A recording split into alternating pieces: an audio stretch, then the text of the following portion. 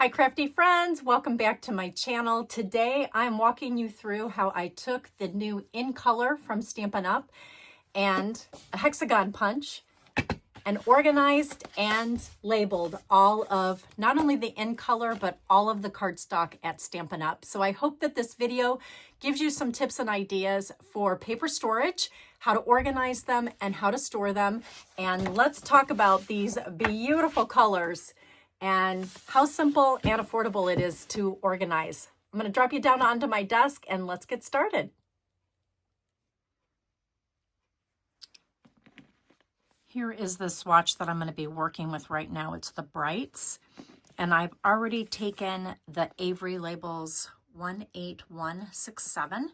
I've printed them out onto that Avery label, and then I've taken the cardstock in every single color in order, and I've punched out a swatch with this amazing Hexagon Punch. I will leave the details down in the comments below, the exact products that I'm using. But I also wanted to bring your attention to a magazine rack that I had. I've had this for years. I'm sure I got it off of Amazon. I will link that also down in the comments. And I've just taken 8.5 by 11 page protectors and put a large 8.5 by 11 of each color. And then all of my scraps go in here, as well as my 12-inch scraps. I have them all in here in the color families, all, again, organized by how they're laid out in the catalog. And so let's just take the last one, which is Berry Burst. I have a little sample of that right here that I'm going to pull out. And I love these punches. I wasn't a punch person, but I'm loving the Stampin' Up! Punches because they make it so easy, especially if you have any form of arthritis or joint pain in your fingers. I love how easy with one hand I can just push that up and use it, and then use my hands to punch it, and then again just use my thumb to collapse it. So I've been using that for all of my swatches, as you can see here. And then I took my paper trimmer with the scoring blade.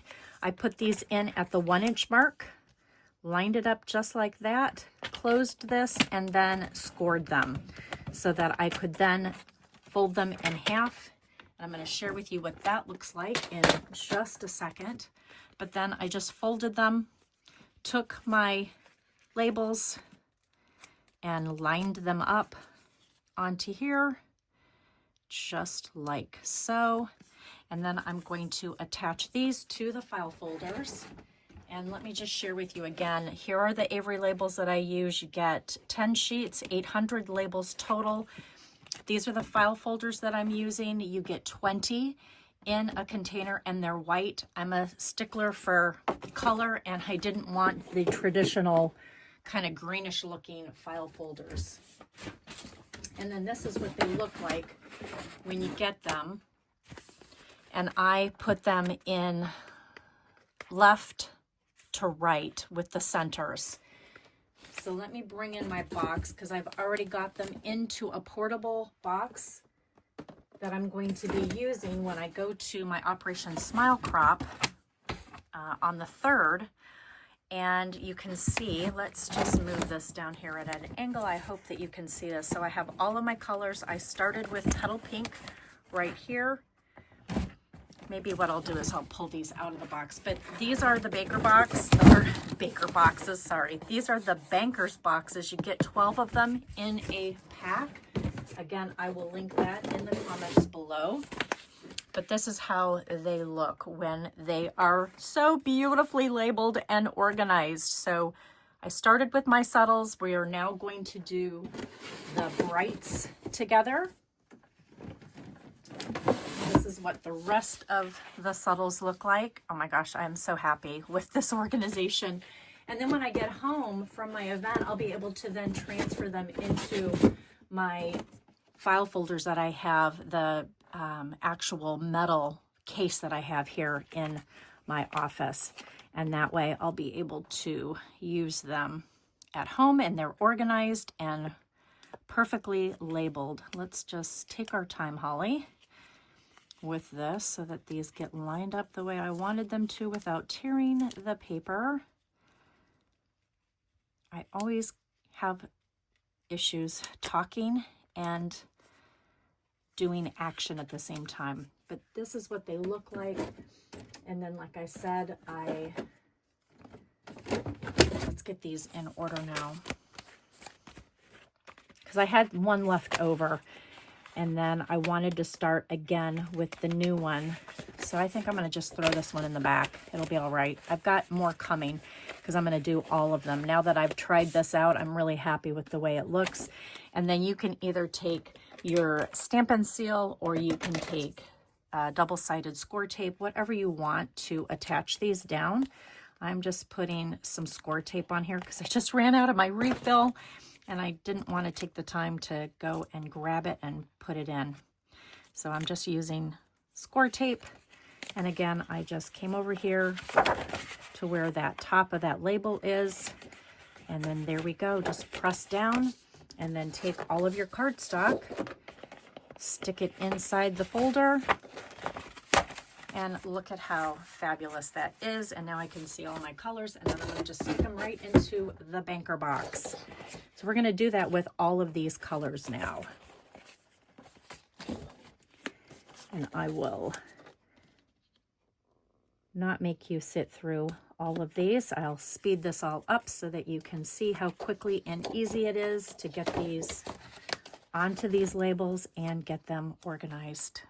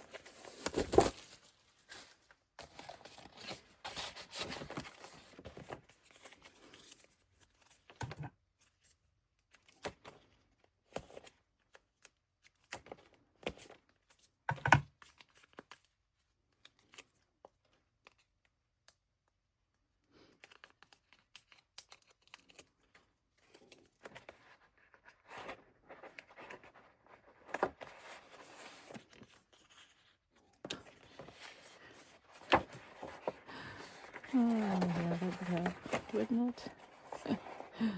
Oh, Holly. Yeah, be careful with that because you're going to make a mistake.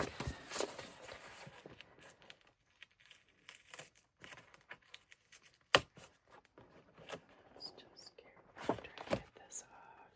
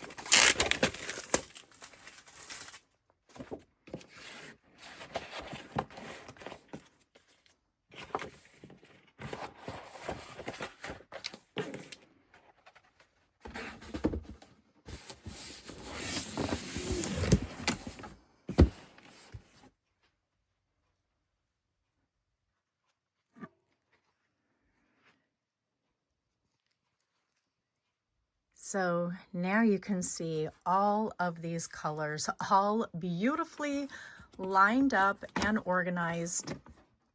So I did separate the subtles here, and then I have the brights here. And I'm going to fix this one. I'm going to get a different file folder for this one so that it actually is in the right direction. I just need to order the rest of them off of Amazon, but I am absolutely thrilled with my organization. My croppers are going to be able to see all of these colors and get the shades that they need for their event. And thank you guys so much for watching me. I hope this inspired you. I hope this gives you some ideas of what you can do with your cardstock and how to get them organized, not only at home with your scraps, but then on the go when you travel.